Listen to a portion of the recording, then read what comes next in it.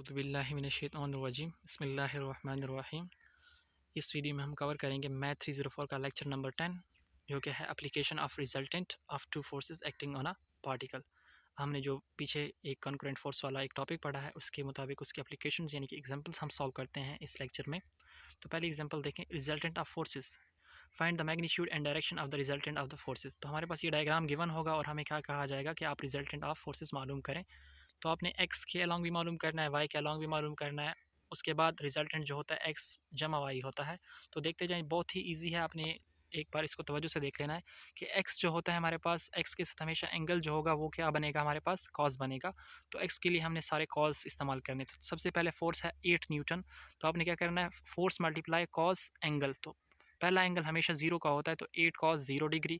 फिर आप जाना है अपने दूसरी फोर्स पे, दूसरी फोर्स है 5 न्यूटन प्लस, यानी कि जमा करते जाना है 5 और कॉस 5 के साथ कॉस आएगा। मैंने अभी बताया एक्स में है तो 5 कॉस, और एंगल वैसे इसके नीचे 30 डिग्री है तो एफ कॉस 30 डिग्री। उसी तरह थर्ड फोर्स जो है वो है हमारे पास 2 न्यूटन। तो हमारे पास 2 न्यूटन में हमारे पास क्या हो जाएगा, यानी कि प्लस 2 कॉस। उसी तरह लेकिन यहाँ तक जो एंगल बन रहा है ये 90 बन रहा है, यानी कि 30 प्लस 60 90 बनता है।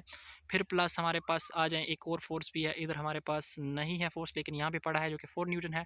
प्लस 4 न्यूटन और कॉस है हमारे पास, कॉस के साथ 270 आएगा, क्योंकि यहाँ तक 90 हो गया था हमारे पास, और ये 90 180 और ये 90 270 हो जाएगा। तो हमारे पास इन सब को हल करने के बाद, यानी कि कॉस 0 1 होता है, इस तरह हमारे पास कॉस 30 की वैल्यू निकाल लेंगे, और कॉस 90 की 0 होती है, और कॉस 270 की कुछ वैल्यू होती है। इनको सॉल्व करने के बाद आपके पास जो आंसर आएगा, यानी कि उनको सम करें तो एक्स का कुछ ना कुछ वैल्यू आ जाएगी। साइन के लिए बिल्कुल एग्जैक्ट इसी तरह करना है, जस्ट आपने कॉस की जगह साइन लगाना है। वाई जब भी आप फाइंड करेंगे तो कॉस की जगह साइन, और बिल्कुल इसी तरह करना है पूरा सारा प्रोसेस, और इसका भी एक आंसर आपके पास आ जाएगा। उसके बाद आपने रिजल्टेंट फाइंड करना है। तो रिजल्टेंट क्या है हमारे पास, X square plus Y square का स्क्वायर रूट के बराबर होता है।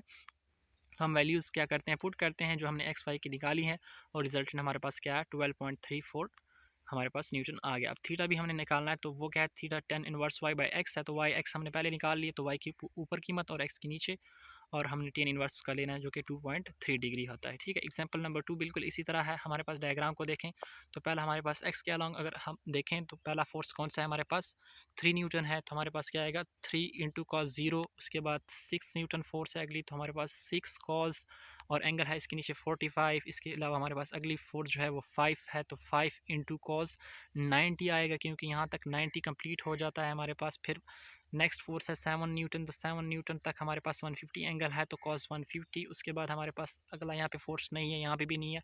लास्ट फोर्स है 5 न्यूटन, तो हम प्लस 5 न्यूटन और कॉस, यहाँ तक एंगल कितना बनेगा हमने ये बना लेना है, क्योंकि यहाँ तक 150 था, यहाँ से 180 बन गया, यहाँ पे 270 और 270, और यहाँ पे हमारे पास ये 30 है तो ये 60 है, तो 270 प्लस 60 हमारे पास बनता है 330 बनता है। अब ये उसी तरह हल करेंगे कैलकुलेटर से, तो हमारे पास जो आंसर आएगा एक्स का वो कुछ ना कुछ जिस तरह यहाँ पे एक्स का है 5.511। साइन वाई के लिए अब निकालना है, तो वाई के लिए हर जगह कॉस की जगह साइन पुट कर देंगे हम, और उसी तरह से एग्जैक्ट आएगा। फिर हमने कैलकुलेटर से इसको हल करना है, वाई की वैल्यू हमारे पास आ जाएगी 10.243। अब हमने बिल्कुल रिजल्टेंट निकालना है, जिस तरह पहला क्वेश्चन था आर बराबर x square plus Y square. X और वाई की कीमत दर्ज करें तो आपके पास आर की कीमत आई है 11.63 न्यूटन, और थीटा उसी तरह निकालेंगे 10 इनवर्स वाई बाई एक्स, तो वाई की कीमत ऊपर और एक्स के नीचे, तो आपके पास थीटा आ जाएगा 61 डिग्री। एग्जांपल नंबर 3 देखें, यहाँ पे उसी तरह डायग्राम गिवन है सिंपल। हमारे पास क्या है, यहाँ पे वैल्यूज़ नहीं है, तो हम बिल्कुल इसी तरह करेंगे F1 एक्स, उसी तरह F2 एक्स, सारे जितने भी फोर्सेस हैं उनको सम अप करें, और F3 x F4 x and Fn x sum up. इस तरह वाई का भी हमारे पास सेम टू सेम होता है, Fy1 F2 Y F3 Y, और हमारे पास आर वाई के बराबर आ जाता है। आर स्क्र उसी तरह आर रिजल्टेंट जो होता है वो r x square plus r y square का स्क्र रूट के बराबर होता है। अब टेन थीटा हमारे पास आर वाई बटा आर एक्स होता है। तो ये जस्ट फार्मूला है, ये हमने याद नहीं करना, जो पहली एग्जाम्पल थी वो आपने अच्छी तरह कर लेनी है। इंशाल्लाह आई होप आपका कंसेप्ट क्लियर हो जाएगा।